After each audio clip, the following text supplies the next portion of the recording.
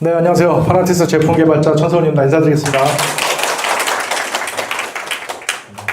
미라클10 오늘 뭐 3일차. 근데 다들 뭐 잘하고 계시는지 모르겠습니다. 저도 계속 하고 있지만 항상 이렇게 저가 되게 어렸을 때부터 뚱뚱했어요. 어렸을 때부터 뚱뚱했기 때문에 저도 안 해본 다이어트가 없습니다. 어렸을 때 덴마크 다이어트 이런 거 있었어요. 삶은 계란 먹고 자몽 먹고 이런 거부터 시작해서 원푸드 다이어트 하여튼 갖다 주는 사람이 많았어요. 또 어머니 아시는 분 중에서도 해가지고 좋다 해가지고 갖다 주면 또 어머니는 항상 이제 제가 살찐 걸 너무나 싫어하세요. 먹을 건 많이 주시면서. 그래서 빠지면 빠졌다고 뭐라고 찌면 쪘다고 뭐라고. 어쨌든 이제 어렸을 때 다이어트를 꾸준히 해왔는데 항상 이제 힘들었는데 그래도 뉴소드밀 다이어트는 저희가 목적한 바와 같이 좀 어느 정도 좀 즐겁게 편하게 좀 할 수 있는 다이어트 된 것 같아서 만족도도 높고 또 저랑 이제 전지영 소장님이랑 좀 보람도 많이 느끼고 있습니다. 그 중에서 제가 오늘 좀 말씀을 드리려고 하는 거는 사실 단백질이라는 거예요. 단백질이라고 하는 게 단백질 좋죠. 저희 고기도 좋고 두부도 좋고 이제 제가 좋아하는 대부분의 음식은 다 단백질인데 이 단백질이라는 게 도대체 좀 뭔가에 대해서 좀 여러분에게 조금 더 어떤 상식선에서 더 말씀을 드리려고 자료를 준비를 했습니다. 자, 6대 영양소라는 거 많이 들어보셨죠? 네. 좀 물도 있고 탄수화물, 지방, 단백질, 비타민, 이제 미네랄 같은 게 있는데 여러분도 그렇고 저도 사실 마찬가지였어요.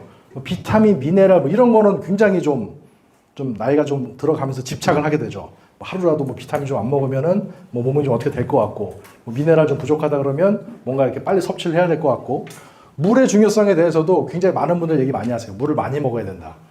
단백질은 최근에는 좀 대두가 되고 있는데 그전에는 단백질을 꼭 매일매일 섭취를 해야 되나? 이런 생각이 있었어요. 채식이 더 좋고, 이런 식의 어떤 단백질을 포함한 어떤 여러 가지 지방, 포화지방, 불포화지방을 비롯한 그런 음식들에 대한 약간의 좀 그런 악의적인 프레임 같은 것도 있었고. 그래서 단백질 섭취에 대해서는 여러분들이 좀 간과하고 계시는 부분이 있기 때문에 제가 설명을 좀 드리려고 합니다. 몸의 70%가 물이다 이런 얘기 들어보셨을 거예요. 단백질이 물 다음입니다. 그러니까 물을 제외하고는 어떤 모든 몸의 구성 요소가 60% 정도는 단백질이에요. 자, 보세요. 단백질의 역할입니다. 단백질을 단순히 이제 근육 정도로만 생각하시기가 쉬운데 그렇지가 않아요. 저희가 모발이라든지 손톱 같은 이제 그런 것들도 케라틴이나 콜라겐이라는 종류의 단백질이 구성을 하고 있고 또 항체 같은 것도 마찬가지입니다. 그리고 여러 가지 우리 몸에 필요한 효소들 그리고 저희 혈액에 들어가서 산소를 운반하는 헤모글로빈 그러니까 이런 되게 다양한 종류의 신체 구성 요소들이 단백질로 이루어져 있어요. 자, 우리는 그냥 단백질을 먹습니다. 스테이크를 먹든 두부를 먹든 뭘 먹든 단백질이랑 섭취를 하면 그게 위장하고 소장에서 분해가 돼요. 자, 펩타이드라는 걸로 바뀌고 그 다음에 아미노산이라는 걸로 바뀝니다. 한 20가지 정도의 아미노산으로 분해가 돼요. 그게 세포에 공급이 됩니다. 세포에 공급이 돼서 10만 가지 이상의 굉장히 다양한 단백질로 합성이 돼요. 그러니까 단백질이라는 거는 저희가 한 종의 단백질을 먹지만 그게 아미노산으로 분해가 되고 아미노산들이 다 그 DNA 정보, 세포 각자가 가지고 있는 DNA 정보에 따라서 굉장히 다양한 조합을 해요. 아미노산들끼리 20송이 아미노산들끼리 막 결합을 해서 그 신체의 그 세포에 필요한 아주 다양한 10만 종 이상의 단백질 종류로 이제 바뀌게 됩니다. 자, 단백질은 신체 구성 성분의 대다수예요. 저희가 필요로 하는 어떤 신체 구성 성분의 절반 정도는 근육이 됩니다. 근육이 되고 나머지는 이제 피부, 혈액, 간, 신장, 뇌, 심장 같은 그런 것들을 이제 구성하는 재료가 되는 거예요. 단순히 저희가 근손실만을 생각하기가 쉬워요.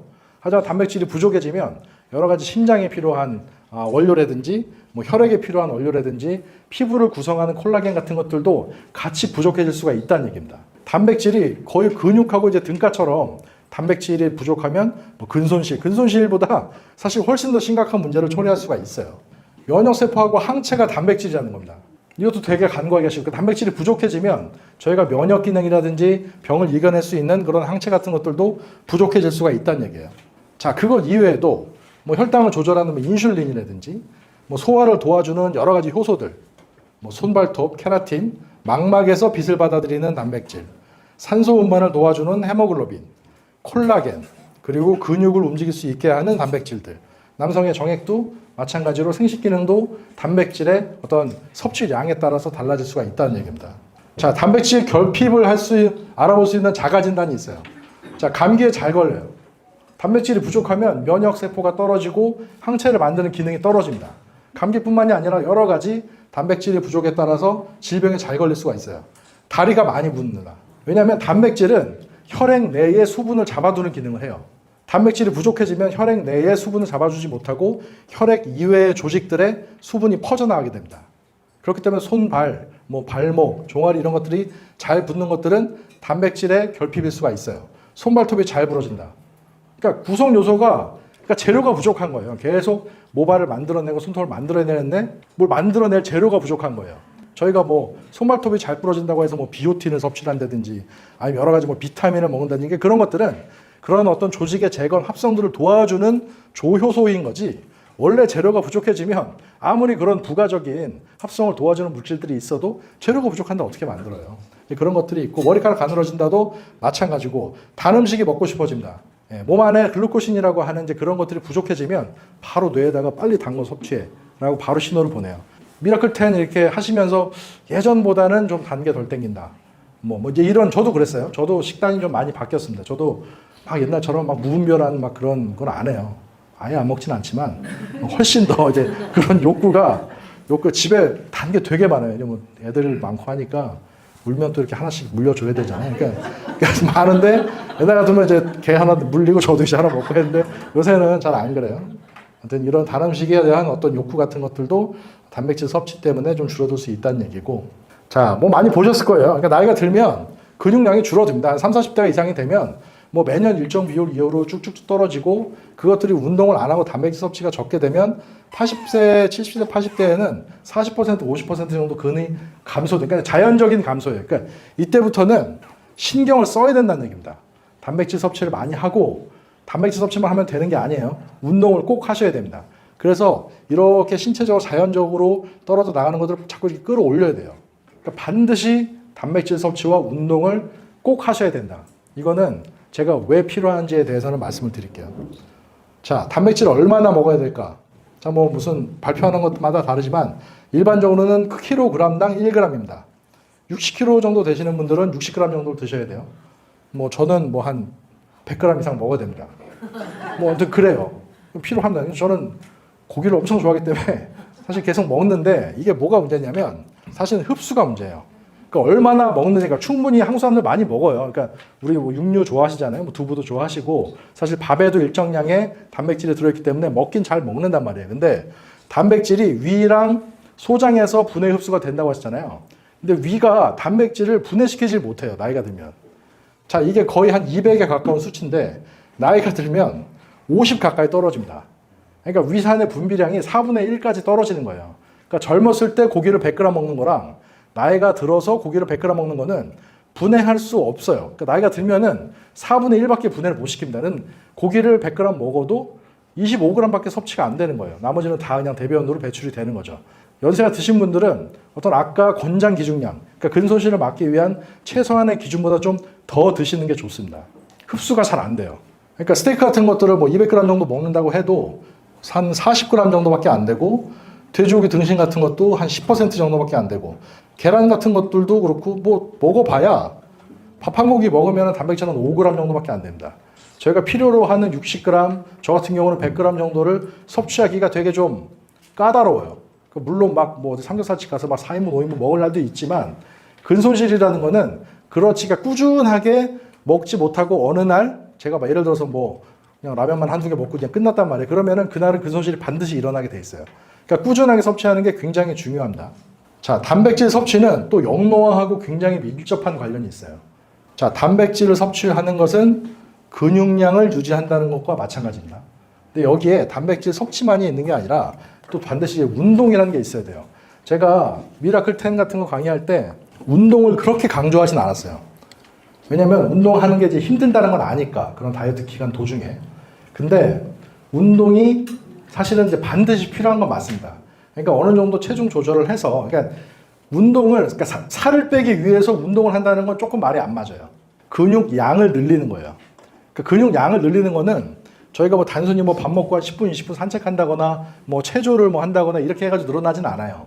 꽤 고강도 운동을 지속적으로 하면서 근육을 손상시켜야 돼요. 근육이 손상돼야 됩니다. 아파야 돼요. 욱신욱신 아파야지 그게 단백질을 먹고 근육량이 늘어나게 되거든요. 그러니까 근육량이 늘어난다는 거는 왜 그러냐면 미토콘드리아 저희가 누차 얘기하죠. 미토콘드리아 건강의 핵심입니다. 미토콘드리아의 활성과 굉장히 밀접한 관련이 있어요. 자, 미토콘드리아는 인체의 발전소입니다. 저희가 음식물을 섭취하면 그리고 호흡을 하면 그 세포로 가서 세포 안에 미토콘드리아에서 ATP라고 하는 에너지가 발생을 해요. 그런 이제 에너지를 발생을 시키는 인체의 발전소가 이제 미토콘드리아인데 미토콘드리아가 나이가 들어가면서 활성산소가 계속 발생을 하면 기능 저하가 발생을 합니다. 그러니까 자동차의 엔진이 효율이 되게 안 좋아지는 거예요. 그러니까 오래되고 노후된 엔진을 가진 신체가 되는 겁니다. 항상 피곤해요. 뭘 먹고 쉬어도 이제 항상 피곤합니다. 에너지를 제대로 만들어주지 못해서 그래요. 그리고 이제 비만과 미토콘드리아의 연관성에 대해서도 말씀을 드렸죠. 효율이 안 좋으면 뭘 먹어도 대사가 원활하게 이루어지지 않고 또 잔여물들이 여러 가지 지방으로 쌓이게 되고 인슐린 조절 기능과도 굉장히 연계가 있고 호르몬과도 굉장히 연계가 있습니다. 치매 같은 것도 또 심혈관 기능. 그러니까 저희가 얘기하는 그러니까 활성산소 때문에 생기는 대부분의 질병들이 사실은 미토콘드리아의 기능 저하하고 연관이 돼 있어요. 그리고 또 가장 중요한 거는 미토콘드리아가 세포의 생사를 결정합니다. 자, 미토콘드리아가 세포를 모니터링해요. 세포를 계속 관찰하다가 이 세포가 기능이 좀 떨어진 것 같아. 그럼 그때 미토콘드리아가 판단을 해요. 이 세포 고쳐 쓰자. 아니면 이 세포 죽이자. 그러니까 세포는 사멸이 되면 또 다른 세포가 생기기 때문에 사실은 사멸도 괜찮아요. 사멸이 되면서 생기는 에너지가 또 다른 세포에 좋은 영향을 주거든요. 그러니까 고쳐 쓰자, 죽이자. 근데 그런 것들의 판단이 제대로 안 되면 노화세포로 간다 그랬죠. 좀비세포. 그러니까 그런 식으로 되기 때문에 세포의 생사를 결정하는 가장 중요한 기관이 미토콘드리아고 미토콘드리아가 많을수록 좋아요. 그러니까 건강하게 돼야 되고 미토콘드리아 개수가 많아져야 됩니다. 근데 근육에 가장 미토콘드리아 개수가 많아요. 그러니까 다른 기관들보다 미토콘드리아를 가장 많이 가질 수 있는 세포는 근육입니다. 그래서 근육이 많아져야 미토콘드리아의 어떤 우리 몸의 전체적인 절대 개수가 많아지는 거예요. 그렇게 많아지면 여러 가지 만성피로라든지 활성산소 때문에 생길 수 있는 그런 질병들이 줄어드는 겁니다. 그래서 근육량을 유지하는 게 단순히 우리가 걷기가 좀 힘들다든지 아니면 자세가 좀 이렇게 웅크러든다든지 체형이 좀 바뀌어서 보기가 안 좋다는 것 이상으로 굉장히 중요한 의미가 있는 거예요. 그런데 이런 미토콘드리아의 개수가 나이가 들면서 자연적으로 근육이 빠지면서 줄어들게 돼요. 그래서 그걸 보충 안 해주면 단순히 저희가 좀 걷기 힘들고 피곤한 게 아니라 미토콘드리아, 우리 인체의 발전소에 심대한 영향을 미친다는 겁니다. 그래서 근육량 유지가 단순히 어떤 우리의 운동 기능성뿐만이 아니라 우리의 생명을 유지하고 있는 그런 절대적인 기능성에도 영향을 미치고 있어요.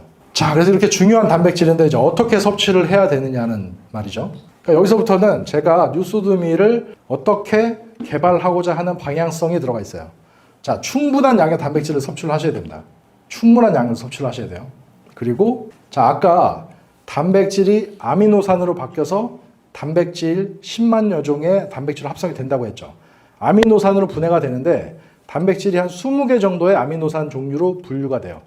분해가 되는데 그 중에 8종, 일부는 9종이라고 얘기하는 데도 있는데 8종에서 9종 정도는 체 내에서 합성이 안 됩니다.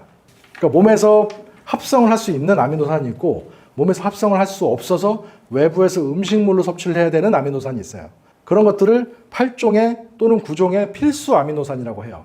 필수 아미노산 이런 얘기 좀 들어보셨을 거예요. 그거는 몸에서 꼭 필요한 아미노산은 20개인데 그 중에서 체내 합성이 안 되기 때문에 외부에서 음식으로 필수적으로 먹어줘야 되는 게 8개라는 얘기입니다. 그래서 이 중에 한두 개만 부족해도 세포에서 단백질, 10만여 종의 단백질을 합성하는 게 굉장히 느려져요. 느려지고 합성이 안 되는 걸 수도 있고, 그러니까 기능 저하가 되는 겁니다. 그리고 흡수율이 높아야 돼요. 그리고 또 하나의 중요한 점은 흡수 속도가 천천히 돼야 됩니다. 자, 뉴소드밀은 단백질 함량 어떤 시중 제품보다 월등히 높아요. 한 포당 21.5g의 단백질 총량을 늘리기 위해서 그런 식으로 처방이 됐고, 또 하나는 단백질의 종류입니다. 자, 완전 단백질이라는 게 있어요. 완전 단백질은 8종의 아미노산을, 필수 아미노산을 전부 다 가지고 있는 거예요. 고기, 계란, 우유, 생선 이런 것들은 그러니까 동물성 단백질이 좋아요.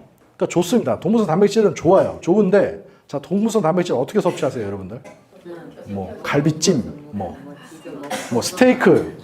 그러니까 고온을 직접적으로 직화로 가열하면 굉장히 안 좋은 성분이 많이 나와요. 물론 가장 맛있죠.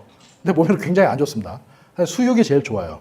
수육이 제일 좋고, 그리고 뭐 갈비찜 이런 거 맛있죠. 근데 거기 안에 또 이제 과당이 너무 많이 들어가 있고, 또 뭐 돼지갈비, 뭐 사실 맛있는 거는 다 몸에 안 좋습니다. 이제 그런 것들로 섭취를 해요. 뭐 돈가스 뭐 마찬가지죠. 그러니까 그런 것들이 다 동물성 단백질이 좋은데, 동물성 단백질을 일정량 이상으로 하기 위해서 저희가 맨날 수육만 먹을 수가 없잖아요. 그러니까 뭐 여러 가지를 이제 먹긴 하지만 그 총량을 만족하기에는 저희가 좀 부담이 된다. 뭐 그다음에 이제 콩 같은 게 있겠죠. 견과류 같은 거. 그런 것들은 8가지 단백질을 가지고는 있는데 함량이 좀 부족한 거예요. 그리고 다른 어떤 뭐 대두 이외의 기타 콩 종류라든지 쌀 같은 것들도 마찬가지예요. 쌀도 필수 아미노산이 있긴 한데 8종이 다 있지가 않습니다. 뭐 트립토판이라든지 여러 가지 그런 것들이 좀 부족해요. 그래서 단백질이 섭취를 하는 건 좋은데 최대한 완전 단백질에 가까운 것들을 먹거나 아니면 불완전 단백질을 제대로 구성을 해서 먹어야 됩니다. 또 하나는 단백질의 흡수 속도예요. 분리요청 단백질이 있습니다. 저희 들어가 있는 유청 단백질이 분리요청 단백질인데 맨 처음에 흡수가 굉장히 빨라요. 그 다음에 콩 단백질은 흡수가 좀 느립니다. 그리고 카제인이라고 하는 다른 종류의 동물성 단백질은 흡수가 이렇게 굉장히 느려요. 보통 이제 콩 단백질, 대두 단백질 많이 먹죠. 많이 먹으면 초반에 흡수가 너무 느려요. 그리고 분리요청 단백질을 먹으면 초반에 굉장히 빠르지만 나중에는 단백질 흡수, 그러니까 하루에 뭐 한 번 먹는 사람도 있고 뭐 두세 번 먹는 사람도 있잖아요. 그러니까 단백질이 일정 농도로 몸 안에서 계속 유지가 돼야 됩니다. 그래야지 저희가 필요한 아미노산으로 분해가 되고 단백질 합성을 할 때 계속 근손실이 없이 다른 어떤 조직에 손실이 없이 꾸준하게 필요할 때 쓸 수가 있어요. 그래도 단백질이 한꺼번에 너무 많이 들어가면 이제 헬스원 몸 만드는 사람들 막 그렇게 먹죠. 막 단백질 막 100g씩 먹는단 말이에요. 그러니까 그런 사람들도 초반에는 단백질 같은 것들이 굉장히 높게 할 수 있지만 그것들을 한 번에 다 이렇게 소화할 수가 없어요. 그러니까 사람은 한 번 먹을 때 한 20g 정도 이상은 단백질을 소화시키지 못한다는 얘기가 있어요. 그러니까 그것들의 농도를 꾸준하게 가져가는 게 굉장히 중요합니다. 그래서 이거는 좀 이제 다른 데서 나온 논문인데 이제 분리요청 단백질이랑 콩 단백질이랑 카제인 단백질을 이렇게 혼합을 했더니 보세요. 분리요청 단백질은 갔다가 바로 이제 바닥입니다. 콩 단백질은 이렇게 돼요. 카제인 단백질은 이런 식으로 되고 블렌드라는 거는 뭐 아시죠? 섞는다는 뜻이잖아요. 블렌드 단백질은 이렇게 갔다가 일정 농도 이상을 꾸준히 유지를 해요. 그러니까 이런 식의 혼합 단백질이 요즘 이제 가장 운동하는 사람들은 대부분 좀 혼합 단백질, 블렌디드 단백질들을 많이 찾고 있어요. 그래서 그냥 일반적인 뭐 대두 단백질 하나 아니면 뭐 유청 단백질 한 종만을 가진 어떤 그런 것들보다는 동물성, 식물성 그리고 다양한 식물성들을 혼합한 단백질이 당연히 월등히 이런 흡수성 측면에서는 우월할 수밖에 없다는 얘기고요. 자, 저희 이제 프로틴 맥스5입니다. 자, 8종 필수 아미노산하고 흡수율, 흡수 속도를 다 만족하는 조합이에요. 자, 아몬드 프로틴, 햄프시드, 햄프 종자죠, 바바빈, 유청, 대두 이런 식으로 이제 5개의 프로틴으로 구성이 되어 있어요. 뭐 하나하나도 좀 자랑할 만한 것들이 많습니다. 자, 햄프시드는 저희는 국내산 햄프시드를 사용했어요. 자, 참기름, 들기름 짜보신 분들이 있을 거예요. 자, 방앗간에서 참기름, 들기름 짜면은 고온으로 고소하게 짜면은 기름이 훨씬 많이 나온다. 대신에 영양 성분이 대부분 파괴돼요. 맛은 훨씬 좋지만. 근데 저희는 냉압착으로 했어요. 그러니까 안농 햄프시드 중에서도 냉압착을 통해서 참기름이나 올리브유 같은 것들도 좀 이제 콜드 프레스드 냉압착이라고 하는 건 가격이 훨씬 비싸요. 왜냐면 오일이 그렇게 많이 나오지가 않습니다. 오일이 많이 안, 들기름도 고소하고 이제 막 이제 하잖아요. 냉압착 들기름은 별로 그렇게 향이 안 나요. 약간 이렇게 좀 맑은, 그러니까 그 색깔도 달라요. 색깔 다르고 어떤 약간 맑은 어떤 느낌이 납니다. 그래서 그거는 들깨 이만큼 해도 기름이 뭐 얼마 안 나와요. 이제 그런 식으로 하는 이제 국내산 햄프시드를 냉압착으로 한 거고 그거에 대한 영양소들이 그대로 보존이 되어 있습니다. 그리고 아몬드 프로틴도 굉장히 좋은 프로틴이에요. 요즘 뭐 아몬드 브리즈나 아몬드 관련 제품들이 많이 나오잖아요. 가장 장점이 뭐냐면 식이섬유와 단백질을 공통으로 한꺼번에 섭취할 수 있는 유일한 천연식품입니다. 아몬드가. 그리고 파바빈도 뭐 들어보신 분도 있고 안 들어보신 분도 있을 거예요. 이거는 식물성 단백질이지만 8종의 아미노산을 전부 다 가지고 있습니다. 그리고 파바빈도 파면 팔수록 굉장히 좋은 성분들이 많아요. 그러니까 슈퍼푸드, 그러니까 차세대 슈퍼푸드입니다. 파바빈이. 그리고 이제 분리요청 단백질도 아까 말씀드린 것대로 흡수율이 굉장히 빠르고 그리고 대두 단백질은 어쨌든 이제 그건 기본이니까 근데 저희는 이제 그 유전자 변형이 아닌 논 GMO를 사용을 했다. 자, 저희는 이렇게 5가지 해가지고 저희가 뭐 아미노산이라든지 흡수율이라든지 흡수 속도 같은 것들을 개선하면서도 총량이 많은 단백질을 개발을 했어요. 또 하나가 더 있습니다. 저희가 이제 가지고 있는 영양성분들인데 이제 곡물 발효 효소라는 게 있어요. 곡물 발효 효소는 이제 어떤 역할을 하는지 보시자면, 자, 효소라고 하는 거는, 효소라고 하는 게 되게 많잖아요. 자, 여러 가지 효소가 있습니다. 대사 효소라는 게 있고 소화 효소라는 게 있어요. 그러니까 소화 효소는, 그러니까 대사 효소는 저희 몸을 굴리는데, 몸을 작동시키는데 필요한 여러 가지 어떤 대사를 도와주는 물질인 거고, 소화 효소는 저희가 뭐 여러 가지 뭐 단백질 뭐 여러 가지 음식을 먹잖아요. 음식을 분해시켜 주는 거예요. 자, 아밀라제 뭐 많이 들어보셨죠? 아밀라제 뭐 효소 중에, 소화 효소 중에 가장 뭐 하면 또 아밀라제 나오니 뭐 이런 얘기 뭐 하잖아요. 아밀라제는 탄수화물 소화 효소예요. 자, 에너지화 되지 못한 탄수화물들을 분해시켜 주는 겁니다. 그러니까 속이 좀 탄수화물 같은 거 좀 많이 먹었을 때 속이 좀 더부룩하거나 소화가 잘 안 되는 경우가 있어요. 그럴 때 아밀라제가 추가적으로 들어가면 이제 소화 효소 때문에 탄수화물이 줄어드는 거고, 프로테아제라고 하는 거는 단백질을 소화시켜 주는 겁니다. 단백질을 아미노산으로 분해를 시켜 주는 거예요. 그러니까 저희는 생각을 해보세요. 그냥 뭐 예를 들어서 뭐가 있을까요? 뭐 닭가슴살을 먹었어요. 닭가슴살을 한 100g 먹었어. 단백질 100g에는 탄수화물이 한 40g 정도 들어가 있습니다. 40g 정도 들어가서 40g 먹었으면 꽤 뭐 괜찮게 먹은 거예요. 괜찮게 먹었는데 뭐 젊은 사람 상관이 없어요. 근데 연세가 좀 드신 분들은 위산이 좀 들어가 있기 때문에 그 안에 있는 것들이 뭐 어쨌든 조직이 돼 있잖아요. 조직이 돼 있기 때문에 그런 막 이렇게 분해하기가, 위에 자체에서 분해하기가 힘들어요. 그리고 소화 효소 자체의 분비량도 많이 줄어 있습니다. 100g의 닭가슴살을 먹었을 때 그것이 얼마나 흡수가 될 것이냐는 사실은 생각한 것보다 훨씬 더 적을 수가 있어요. 젊은 사람에 비해서. 근데 이거는, 저희 거는 뭐예요? 저희 거는 일단은 분말로 되어 있습니다. 위산이 막 이렇게 음식물을 쪼갤 필요가 없어요. 그러니까 흡수율이 일단 높아. 그리고 프로테아제나, 그러니까 물론 이제 저희가 단백질 소화 효소가 있겠지만 추가적으로 처방한 프로테아제라고 하는 게 아미노산으로 바꿔주는 효율을 좀 더 높여줘요. 그렇기 때문에 단순히 뭐 저희 뉴스도밀만이 아니에요. 뉴스도밀만이 아니라 단백질은 여러분들이 꼭 뭐 고기 좋아하시는 뭐 어르신들이라도 어느 정도는 좀 드실 필요가 있어요. 왜냐하면 단백질은 우리 몸을 구성하는 가장 기본적인 벽돌이에요. 그러니까 아무리 저희가 뭐 비타민 많이 먹고 뭐 딴 걸 많이 먹어도 기본 어떤 체성분을, 인체 성분을 구성하는 단백질이라는 원재료가 없으면 계속 손실이 될 수밖에 없는 겁니다. 면역이 떨어지고 근육량이 떨어지고 뭐 항체가 떨어지고 호르몬, 신경, 세포 뭐 이런 것들이 다 단백질이에요. 단백질을 꼭 챙겨 드시길 바랍니다. 자, 제가 그래서 한번 비교를 한번 해봤어요. 자, 뉴스오드밀하고 비교를 한번 해봤습니다. 일단 총 중량에서 좀 차이가 나요. 저도 이 표 만드느라고 제가 요즘 것들 좀 다시 한번 봤어요. 다시 한번 봤는데 뭐 30g, 뭐 40g, 50g, 55g인 제품도 있어요. 하지만 아직 60g인 제품은 제가 전에 개발했던 그 제품 외에는 없더라. 물론 이제 뭐 이렇게 막 숟가락으로 퍼먹는 이제 그런 제품은 이제 별도지만, 어쨌든 그런 파우치로 나오는 제품 중에서는 양 자체가 이제 압도적이고 단백질 함량도 가장 높아요. 그러니까 보통 뭐 12g, 뭐 이렇게 9g 이런 것들이 많아요. 이렇게 막 20g까지 되는 것도 잘 없습니다. 단백질 함량 자체가 월등하게 높고, 단백질 종류를 보시면 훨씬 더 차이가 많이 나요. 주로 그냥 대두 단백질 한 종만을 쓰는 것들이 많아요. 그리고 조금 더 신경 쓴 프리미엄 제품은 완두 단백질을 사용합니다. 완두 단백질, 좋은 단백질, 완두 단백질도 그 8종의 필수 아미노산을 이제 전부 다 가지고 있고, 근데 어떤 식물성 단백질 자체가 저기 흡수 속도가 좀 느려요. 그렇기 때문에 어떤 근손실이 발생할 수 있는 여지는 남아있고, 뭐 유청 단백질하고 이제 완두 단백질 정도를 혼합하는 것들도 있습니다. 근데 어쨌든 한 2종 정도예요. 2종 정도고, 저희처럼 식물성 단백질, 동물성 단백질을 가지고 있으면서 그런 단백질 프로파일을 늘려가서 아미노산하고 흡수 속도를 조절하는 거는 저희 제품밖에 없어요.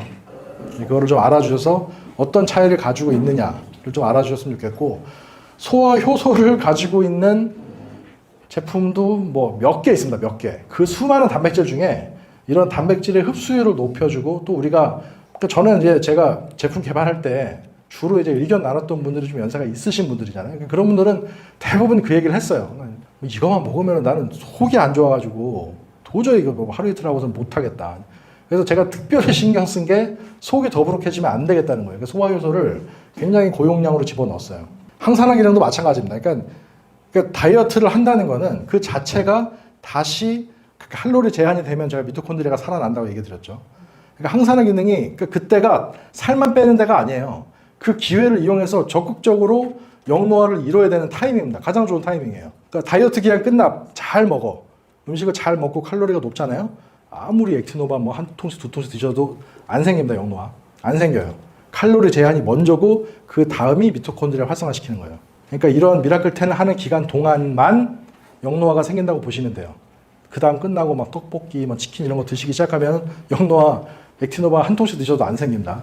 자, 반드시 항산화 기능을 추가적으로 넣어서 저희가 그 기간 동안에는 훨씬 더 적극적인 영노화가 될 수 있도록 얘기를 해야 되는 거고, 유산균도 마찬가지예요. 유산균도 저도 뭐 그렇게 많이 찾아봤지만 유산균 들어가 있는 거 한 개, 두 개 정도밖에 못 봤어요. 잘 없습니다. 유산균까지 처방을 잘 안 해요. 근데 이것도 저희가 이제 변비 이슈가 워낙 많잖아요. 맛이 없어서 못 먹겠다. 첫 번째. 두 번째가 속 더부룩해서 다이어트 못 하겠다. 세 번째가 변비 때문에 못 하겠다. 그러니까 다이어트 제품들이 워낙 많지만 그런 것들에 대해서 의견 주신 것들이 제가 제일 많았어요.